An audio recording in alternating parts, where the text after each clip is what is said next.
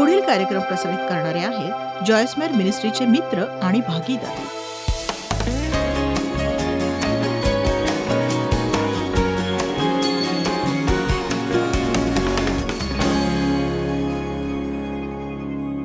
आज मला तुमच्याशी बोलायचंय भूतकाळात दाबून टाकलेल्या भावनांसंबंधी, जाणवण्यासंबंधी. आपण जर आपल्या भावनांना स्वतःला नियंत्रित करू दिलं तर त्या आपल्यावर ताबा मिळवतात. कदाचित आपण आपलं जीवन उद्ध्वस्तपणे आणि निराशपणे जगत राहतो. तुम्हाला तुमच्या भावनांवर विश्वास ठेवता येणार नाही, त्या तुम्हाला सत्य सांगत नाहीत. त्या सतत बदलत असतात, पण केव्हा ते सांगता येत नाही. एका विचाराने तुम्ही झोपी जाता, सकाळी उठल्यावर तुम्हाला दुसरंच काही वाटत असतं. काय झालं हे तुम्हाला कळत नाही. झोपी जाताना तुम्ही खुश होता, सकाळी उठल्यावर तुमचा मूड विचित्र असतो. काय झालं समजत नाही. आपण उत्तम प्रकारे समजू शकत नाही. आपल्यापैकी बरेचसे लोक जसं वाटतं तसं करतात. आपल्याला जे वाटतं ते आपण करतो आणि आपल्या भावनांना आपल्यावर ताबा मिळवू देतो आणि अशीच आयुष्याची काही वर्ष घालवतो. असं कुणी आहे इथे? ठीक आहे. इथे काही लोक आहेत ज्यांनी असं केलेलं नाही. खूप छान. कदाचित आपणा सगळ्यांसाठी ते प्रार्थना करतील. आपलं जीवन इतकं गोंधळाचं होतं कारण आपण आपल्या विचारांप्रमाणे जगतो. आपल्याला काय हवंय, काय वाटतंय, काय जाणवतंय. परत ऐका, काय वाटतंय, काय हवंय, काय जाणवतंय. मी संदेश दिला होता यावर. तो तुमचा जीव बोलत असतो. तो देव नसतो, तो तुमचा जीव असतो. तो तुम्हाला देवाविषयी काही सांगत नाही. तो सगळं काही तुमच्याविषयीच सांगतो. फक्त तुम्ही मला हवंय, मला काय जाणवतंय, मला काय वाटतंय आणि या दैहिकतेला आपण स्वतःला नियंत्रित करू देतो. पण पवित्र आत्म्याद्वारे जेव्हा आपण प्रकाशित होतो, देव आपल्यात वास करायला येतो. ख्रिस्ताला स्वीकारण्याच्या वेळी आपला जेव्हा नव्याने जन्म होतो, आता आपल्या जीवनात वेगळं कार्य घडू लागतं आणि आता आपल्यात असलेला देवाचा आत्मा त्याला काय हवंय हे सांगू लागतो. त्याला आपल्यासाठी काय हवंय तो आपल्याला केवळ आपण काय करावं हे सांगत नाही, तर त्याला आपल्याला जे मिळावं असं वाटतं त्याविषयी सांगतो.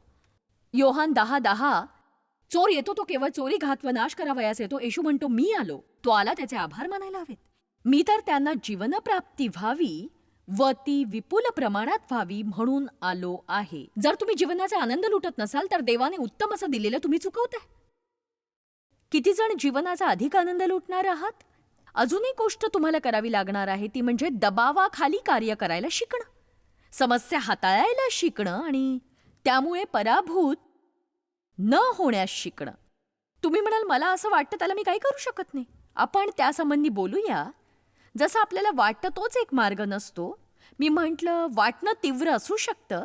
भावना नको असताना येतात, ज्यावेळी हव्या असतात तेव्हा सोडून जातात आणि 30 दिवसात तुम्ही 1001 वेगवेगळे मार्ग एका गोष्टीसाठी शोधून काढता. वॉचमन नी म्हणतात भावना विश्वासणाऱ्याचा क्रमांक 1च्या शत्रू आहेत. पुष्कळ वेळा कशाही पेक्षा आपलं वाटणं आणि आपल्या भावना आपल्याला एखादी गोष्ट करण्यापासून रोखतात जी खरं तर आपण करायला हवी. मला वाटतं, मला नाही वाटत. तुम्हाला वाटत नाही चर्चला जावंसं, मग तुम्ही चर्चला जात नाही. लोकांना काम करावंसं वाटत नाही, ते करत नाहीत. काही लोकांना घर स्वच्छ करावंसं वाटत नाही, ते नाही करत. काही लोकांना बिल द्यायला आवडत नाही, ते नाही भरत आपली बिलं, ज्यामुळे जीवनात गोंधळ माजतो. आणि बघा या भावनांचं काय? बघा, सर्वप्रथम आपल्या भावनांबाबतीत आपण काहीच करू शकत नाही कारण त्या अचानक येतात. अशा वेळी काय करावं तुम्ही हे मी तुम्हाला सांगते. विचारांबाबतीत आपण काही करू शकतो, बोलण्याबाबतीत आपण काही करू शकतो, आपल्या कृत्यासंबंधी आपण काहीतरी करू शकतो. मी एक अद्भुत गोष्ट शोधून काढली आहे जिचा मला अविश्वसनीय असा लाभ झाला. मला पूर्णतः चुकीचं वाटत असतानाही मी योग्य ते करणं निवडू शकते.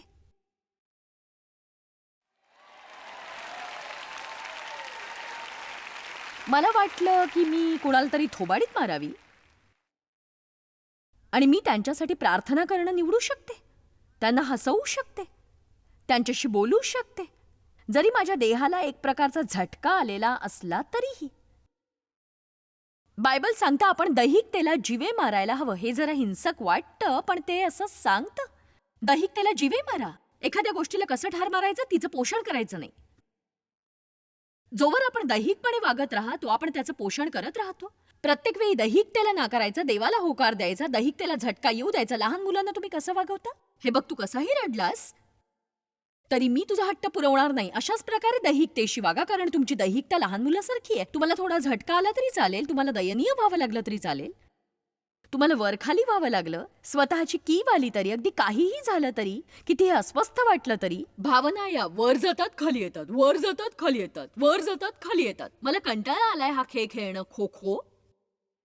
मला माझ्या जीवनात स्थैर्य हवंय असं मी ठरवलंय आणि म्हणूनच मी माझ्या विचारांचं काहीतरी केलंच पाहिजे. कारण माझे विचार माझ्या भावनांशी निगडीत असतात, तसेच तुमचेही. तुम्ही स्वतःविषयी सकारात्मक विचार करू शकता, नकारात्मक विचारही करू शकता. जगात सगळ्यात वाईट आयुष्य तुमचं आहे असा विचार करू शकता, किंवा सभोवताली जाणीवपूर्वक पाहून आशीर्वादित जीवनाचा विचार करू शकता तुम्ही. देवाने ज्या गोष्टी तुमच्यासाठी केल्या त्या मोजा आणि तुम्हाला एकदम आनंदी आणि कृतज्ञ वाटेल. काय विचार करायचा आहे तुमच्यावर आहे. मी तुमचा वेळ घेणार नाही. माझं बॅटलफील्ड ऑफ द माइंड हे पुस्तक तुम्ही निश्चितच वाचू शकता, त्याचा तुम्हाला उपयोग होईल. कुणी वाचलं नसेल तर ते वाचा. आमेन. तुम्ही स्वतः विचार करू शकता. जे काही तुमच्या डोक्यात शिजतं त्यावर विचार करू नका. तुमच्या डोक्यात जे आहे ते जर देवाच्या वचनाशी सहमत नसेल त्याला ठोकर मारून घालवून टाका. तुमच्यासाठी चांगला काहीतरी विचार करा. कुणाला उदास व्हायचंय का, त्यासाठी फक्त 15 मिनिटं लागतील. आपल्यापैकी कुणीही एका कोपऱ्यात जाऊन बसलं आणि कुणीतरी आपल्याला न आवडणाऱ्या तसंच आत्तापर्यंतच्या दुःखी करणाऱ्या गोष्टींचा विचार केला तर आपण सहज उदास होऊ. किती सहमत आहेत? तर आपल्या भावनांचं आपण काही करू शकत नाही, पण विचारांचं नक्कीच काही करू शकतो. आपल्या बोलण्याबाबतीत आपण काही करू शकतो. आपण जे बोलतो त्या बाबतीत आपण काही करू शकतो. आपण जे बोलतो त्या बाबतीत आपण काही करू शकतो. थोड्या काळासाठी एखाद्या गोष्टीला चिकटून राहा. तोंड बंद ठेवणं शक्य आहे. काही बोलावंसं वाटतंय म्हणून ते बोललंच पाहिजे असं निश्चितच नाही. जिभेच्या हाती मृत्यू व जीवन ही आहेत, तिची आवड धरणारे तिचे फळ भोगितात, तिचे फळ भोगितात. नीतिसूत्र अध्याय 18 वचन 21. म्हणजे आपण आपलीच शब्दफळं खातो. आपण जर वाईट बोललो, नकारात्मक गोष्टी, खालच्या तराच्या गोष्टी, किचकट निवाडात्मक गोष्टी, तर आपल्याला त्याच प्रकारचं फळ मिळतं. ते आपल्या आत जातं आणि आपल्याला दुःखी बनवतं. पण जर आपण चांगल्या गोष्टी बोललो, कृतज्ञतेच्या गोष्टी, देवाची आपल्यासाठीच्या गोष्टींची स्तुती केली, तर त्यामुळे आपण आनंदी होतो. म्हणजेच तुम्ही स्वतःला चांगल्या किंवा वाईट मूडमध्ये बघू शकता. स्वतःशी तुम्ही चांगल्या किंवा वाईट मूडने बोलू शकता. आपल्याला काय वाटतं या बाबतीत आपण काय करू शकतो, पण आपण आपली कार्य नियंत्रित करू शकतो. तुम्हाला वाटेल आपण स्वतःला नियंत्रित करू शकतो. जर तुम्ही ख्रिस्ती असाल, देवाने तुम्हाला स्वनियंत्रणाचं फळ दिलेलं आहे. हे म्हणजे एखादा वाढ न झालेला स्नायू असण्यासारखं आहे. तुम्हाला जर वाटतं तुम्ही स्वतःला नियंत्रित करू शकत नाही, तर असं निश्चितच नाहीये. कुणाही ऐऱ्या गैऱ्याने तुमच्यावर तोरा मिरवू नये. कुठल्याही लायकी नसलेल्या माणसाने तुमच्यावर तोरा मिरवू नये. आमेन. तुमच्या आत दैवी आत्मा आहे आणि स्वनियंत्रणाचं फळ देखील आहेच. आपण सगळेच दुःखी होतो कोणत्याही मार्गाने. इथली प्रत्येक व्यक्ती कोणत्याही पद्धतीने का असेना दुखावली गेलेली असतेच असते. आज इथे तुम्ही तरुण व्यक्ती असाल, शक्यता आहे तुम्ही आधीच दुखावलेले असाल कुणाकडून तरी. तुम्ही 30, 40, 50, 60 वर्षाचं जीवन जगेपर्यंत असे पुष्कळ प्रसंग येतात, तुम्हाला ठेच लागते आणि पुष्कळ वेळा ती दाबून टाकावं लागतं सगळं. देवाला हवं तसं जीवन जगता यावं यासाठी. आपण जेव्हा दुःखी होतो तेव्हा सैतानाला वाटतं आपण आता तिथेच थांबणार, पुढे जाणारच नाही. तिथेच थांबून आपल्या जखमा कुरवाळत राहणार, स्वतःची कीव करत राहणार, खांद्यावर ते ओझं वागवणार, दुसऱ्यांना दोष देत राहणार, वाईट वाटत राहणार, वाईट वागवणार, आपलं जीवन नासवणार. पण तुम्ही तुमच्या वाटण्याला दाबून टाकू शकता. जेव्हा तुम्ही दुःखी होता म्हणजे तुमच्या जाणीवेला दुःख होतं, आणि जर आपण योग्य निवड केली आपल्या वेदनेमध्ये, कृपया हे समजून घ्या, जर आपण योग्य निवड केली, आपण दुःखी असतानाही, तर नरकातला कोणताही सैतान तुम्हाला विजयापासून दूर ठेवणार नाही. मला खात्री करायची की मी जे सांगितलं ते ऐकलंय. दुःखी असताना जर तुम्ही योग्य निवड केलीत, रागावलेले असतानाही तुम्ही कुणाला तरी जर क्षमा केलीत, बघा, दुःखी असताना तुम्हाला योग्य निवड करावी लागेल. तुम्हाला कसं वाटतंय याप्रमाणे जीवन जगू नका. समजून घ्या, वाटणं, भावना हा शरीराचा भाग आहे. त्यांना तुमच्यावर अधिकार गाजवू देऊ नका. भावनांना देव बनवू नका. त्यांच्या पुढे झुकू नका. त्या तुमच्यात असू द्या, पण त्यांना तुमच्यावर हवी होऊ देऊ नका. पुस्तकाविषयी बोलायचं तर नुकतंच मी एक पुस्तक लिहिलंय, लिव्हिंग बियॉन्ड युअर फीलिंग्स. ही साधनं तुम्ही घ्यायला हवीत, वाचायला, अभ्यासायला, मनन करायला हवीत. सगळ्या गोष्टी देववचनातून पाहायला हव्यात. तुमच्या जीवनात भावनांना हवी होऊ देऊ नका. मी काय करू शकत नाही, मी खूप भावुक आहे. नाही, अजिबात नाही. तुम्ही देवाचे नवीन जन्म पावलेले लेकरू आहात, पवित्र आत्म्याने भरलेले. तुमच्या स्वनियंत्रणाचं फळ आहे. सगळेजण निवड करू शकतात. किती जणांना माहिती आपण निवड करू शकतो? आणि योग्य निवड केल्यामुळे आपल्याला समानता मिळते आणि निवड करण्याच्या अधिकारामुळेच आपण समान होतो. आणि बघा, माझा भाऊ आता तो या जगात नाहीये. तो लॉस एंजेलिस मधल्या एका अज्ञात इमारतीत मरण पावला. आणि बघा, मी त्याची बहीण शुभवर्तमान जगभरात सांगते आणि जगभरातल्या लोकांना मी मदत करतेय. पण मी त्याला करू शकले नाही कारण तो मदत घेण्यास तयार नव्हता. तुम्ही मदत करायला तयार असाल, पण समोरचा जर मदत घ्यायला तयारच नसेल तर तुम्ही काय करणार सांगा मला. माझ्या भावालाही माझ्यासारखी संधी होती. आम्ही शोषण होत असलेल्या घरात वाढलो. त्याच्यापेक्षाही माझी परिस्थिती खूप वाईट होती. त्याचं शोषण झालं नाही, पण त्याच्याकडे दुर्लक्ष केलं गेलं. त्याला वाईट अनुभव आला. पण त्याने कधीही खोलवर जाऊन सगळं काही दाबून टाकण्याचा प्रयत्न केला नाही. त्या गोष्टी तो दबावात ठेवू शकला नाही. तो मार्ग दिसेल तसा, वाटेल तसा नको त्या विचारांच्या प्रभावाखाली वाहवत गेला. तो गेल्यावर त्याच्या काही गोष्टी मला पाठवण्यात आल्या. आणि मी सांगते तुम्हाला की माझ्यासाठी ते एक प्रकटीकरणच होतं खरोखर. त्याच्या वैयक्तिक गोष्टी, मला वाटतं त्याचं जीवन दाखवणाऱ्या असाव्यात त्या. एका 8.5 बाय 11च्या पिवळ्या पाकिटात होतं, जे पाकिट पूर्ण भरलेलंही नव्हतं. तर असं मी त्याचं जीवन हातात धरलं होतं. आणि माझं जीवन देवाची दया आणि कृपेद्वारे, देवाच्या तत्वज्ञानानुसार चालणारं आणि त्यामागे धावणारं आणि अनेक गोष्टींमधूनही दटून राहायचं आणि असं म्हणायचं, मी जीवनात कधीही कोणाची शिकार होणार नाही, तर जीवनात मी विजयीच होणार. मी किशोरवयीन असताना पुढे काही केलंय म्हणून मी आयुष्यभर त्यात अडकणार नाही. मला तुम्हाला सांगायचे, जर देव कुणासाठी काही करतो तर तो माझ्यासाठीही करू शकतो. ऐकताय ना तुम्ही? जर देव कुणासाठी काही करू शकतो तर तो तुमच्यासाठीही नक्कीच करतो. तुम्ही निवड करू शकता. तुम्ही दोषी मनोवृत्तीतून बाहेर पडायला हवं. आणि बघा, जीवन सगळंच सुरळीत नसतं, पण देव न्यायी आहे. तुम्ही ऐकताय ना? जीवन सगळंच सुरळीत नसतं, पण त्याच्यावर चिडण्यात काही अर्थ नसतो. ते योग्य प्रकारचं नसतं. पण देव न्यायी आहे. देव न्यायी आहे. म्हणजेच तो चुकीच्या गोष्टींकडे लक्ष देतो आणि त्या सुयोग्य करतो. पण जर तुम्ही स्वतःची मनोभूमिका तयार केली नसेल, ठामपणासाठी, सर्वतोपरी सहनशीलतेसाठी, जर तुम्ही तुमचं मन तयार केलं नसेल की मी पार जाणार आहे, मी दटून राहणार आहे, मी पुढे जात राहणार आहे, तर मी आज सांगते, मनाची तयारी करा. जर ही तुमची पहिली सभा असेल आणि कालपासून जर तुम्ही आमच्या सोबत असाल आणि आजही तुम्हाला मिळणारी ही तिसरी मात्रा असेल, म्हणजेच तुम्ही योग्य मार्गावर आहात योग्य निर्णय घेण्याच्या. लोक दुःखी होतात, पण देवाचे आभार, आपण पुनःस्थापित होतो. दुःखी असतानाही तुम्ही योग्य निवड करू शकता. त्यासाठी अनुशासनाची गरज आहे. पाहूया इब्री अध्याय 12 वचन 11. कोणतीही शिक्षा तत्काली आनंदाची वाटत नाही. कुणीतरी आमेन म्हणेल का?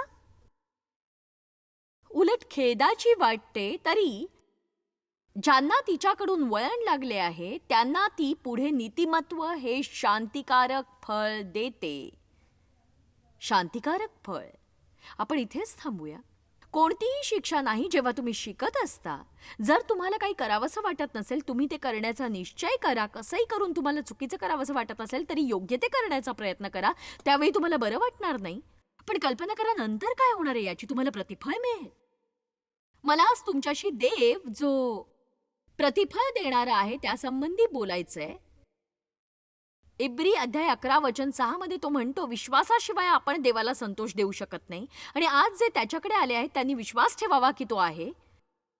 पण हे तेवढ्यापुरता पुरेसं नाहीये, तर तो प्रतिफळ देणारा आहे जे त्याचा परिश्रमपूर्वक शोध घेतात त्यांना. तुम्हाला याचा अर्थ समजतो? जर तुम्ही सातत्याने योग्य ते करत राहाल तर तुम्हाला यथावकाश त्याचा योग्य निकाल प्राप्त होईल. तुम्ही ऐकताय ना? पण मी ते योग्य तेच करत होते आणि मला निकाल मिळालाच नाही. किती काळापासून तू हे करतोयस? मी चांगलं 1 वर्षापासून करतेय. एकदा सभा संपल्यानंतर एक स्त्री माझ्याकडे आली. ती खूप चिडलेली होती. कमरेवर हात ठेवून म्हणाली, मला माझे पैसे परत हवेत. मी म्हटलं, तू कशाविषयी बोलतेस? ती म्हणाली, गेल्या 2 आठवड्यापासून तू सांगितलेल्या या सगळ्या गोष्टी मी करतेय, पण काहीही बदललं नाही. मी तिच्या तोंडावर हसले नाही, एवढंच. मी मनात म्हटलं, अगं जरा नीट विचार करून बघ ना. म्हणजे तू अर्ध आयुष्य घालवून जो घोळ घालवून ठेवलायस तो 2 आठवड्यात कसा काय सुटणार आहे? आपण देवाला थोडाच वेळ देतो. कमीत कमी सैतानाला दिला तेवढा तरी त्याला द्या ना.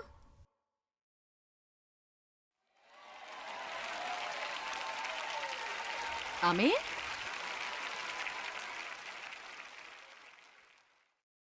पण याला खूप वेळ लागेल. अरे यापेक्षा तू काही चांगलं करू शकत नाहीस. देवाशी जडून राहा. ही तुझी निवड आहे. मी तुम्हाला 3 पर्याय देते, तुम्ही एक निवडा. तुम्ही भूतकाळातल्या वेदना दाबून टाका. तुम्ही आत्ताच निर्णय घ्या इथेच की मी असं जीवन जगणार नाही. मी माझं जीवन दयनीय, लाचार, कीव करण्याजोगं, इतरांना दोष देत, कात्रीत सापडल्यासारखं, भूतकाळात रमल्यासारखं, दोषीपणात किंवा निंदेत जगणार नाही. सतत विचारांनी दबलेलं, इतरांवर चिडलेलं असं मी जीवन जगणार नाही. इथून पुढे मी असं जीवन जगणार नाही. आत्ता इथे तुम्ही निर्णय घेऊ शकता. त्याच्या मदतीने देवाच्या वचनांनुसार आनंदी कसं राहायचं हे शिकण्यासाठी मी तयार आहे. मी मुक्त होणार आहे. हा निर्णय तुम्ही या क्षणी घेऊ शकता. तुम्ही मुक्त व्हायचा निर्णय या क्षणी घ्या. किंवा जर तुम्ही ते नंतर करायचं असं ठरवलंय आणि तोवर तुम्ही दयनीय राहायचं ठरवलंय, किंवा तुमची वेदना आयुष्यभर धरून ठेवायची असं तुम्ही ठरवलंय, 3 पर्याय आहेत. भूतकाळातलं दुःख दाबून टाका. देव जे करायला सांगतो ते जर पुढे ढकललं तर अंतिम निकालापर्यंत दयनीय राहा. आणि ती वेदना आयुष्यभर वागवत राहा. आणि माझ्यासाठी दुःखाची गोष्ट ही की पुष्कळ ख्रिस्ती लोक ही वेदना चिरंतन वागवतात. तुम्ही स्वर्गात जाऊ शकता. स्वर्गात जाणं हे तुमच्या स्वतःच्या प्रगतीवर आधारित नाहीये. पण मग तुम्ही तुमचं जीवन उपभोगू शकणार नाही. तुम्ही इतरांसाठी साक्ष आणि पुरावा ठरणार नाही. परिवर्तन झालेल्या जीवनाखेरीज दुसरी कुठलीही मोठी साक्ष नाही. हे तुम्हाला ठाऊक आहे का? त्यापेक्षा कोणतंही मोठं प्रवचन नाही, संदेशही नाही तुमच्या परिवारासाठी, मित्रांसाठी. आणि जे तुमच्याकडे पाहतायत की देवाने तुम्हाला अगदी वेगळ्या अशा व्यक्तीत परिवर्तित केलेलं आहे. यापेक्षा मोठा संदेश नाही. देवला जणू काही असं वाटत असेल की मी एकाच वेळी 20 बायकांशी लग्न केलेलं आहे. कारण मी सतत बदलत असते. सतत बदलत असते मी. आमेन.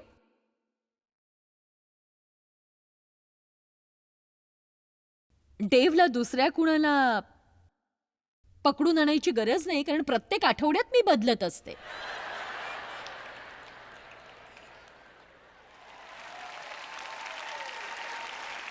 आमेन. प्रत्येकाने कसं जीवन जगावं हे सांगणं सोडून द्या आणि कसं जगायचं हे त्यांना दाखवून द्या. सातत्याने लोकांसमोर योग्य तसं वागा.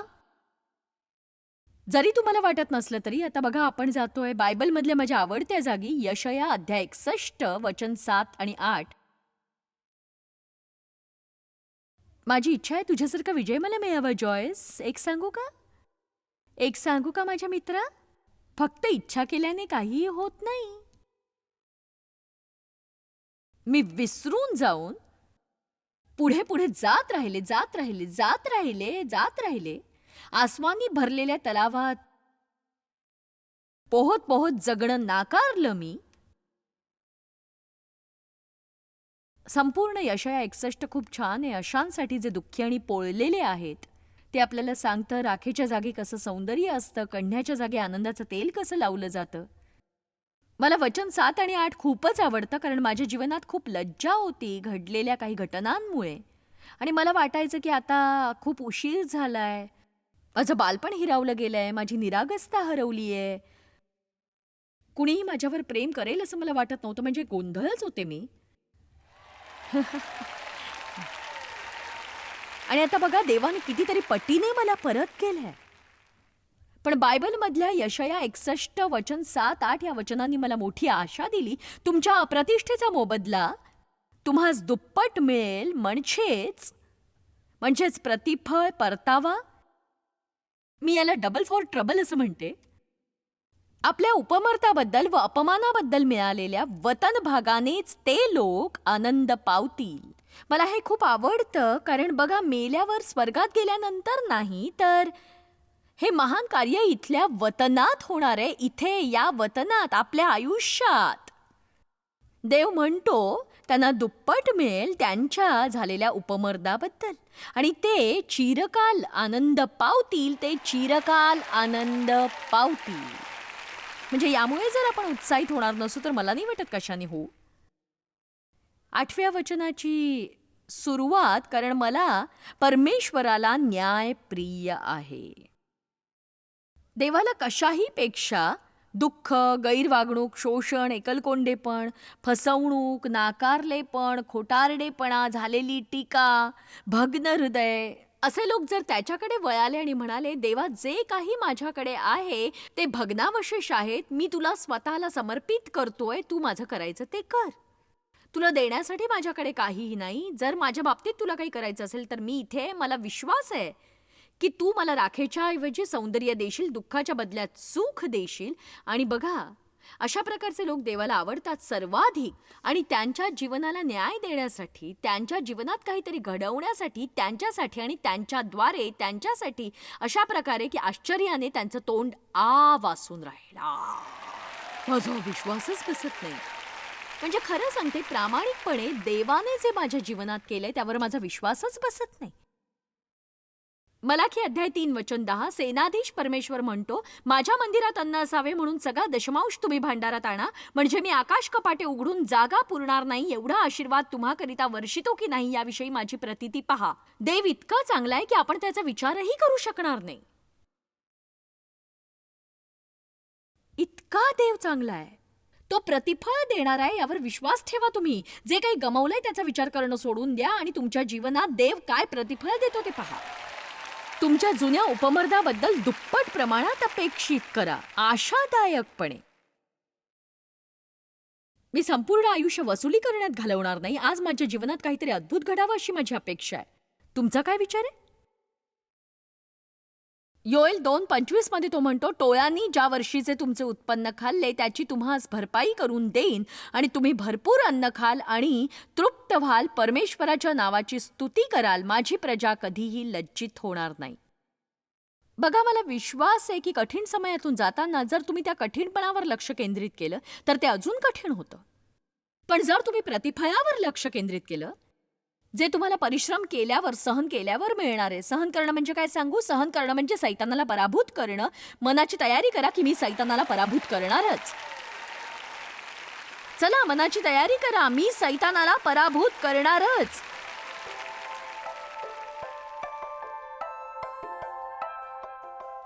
माझ्याकडे तुमच्यासाठी खरंच चांगली बातमी आहे. तुमच्या भावना तुमचा भविष्यकाळ ठरवू शकत नाहीत. देवाकडे चांगली योजना आहे आणि प्रतिफळ तुमची वाट पाहत. तेव्हा त्याला तुम्हाला मदत करायला सांगा, म्हणजे तुम्ही तुमचा भूतकाळ दडपून टाकाल, जो तुम्हाला चुकीचं मार्गदर्शन करतो. तुमच्या जीवनासाठी असलेल्या देवाच्या योजनेत राहा. या संधीचा लाभ घ्या आणि विजयी जीवनाकडे वाटचाल करा तुम्ही.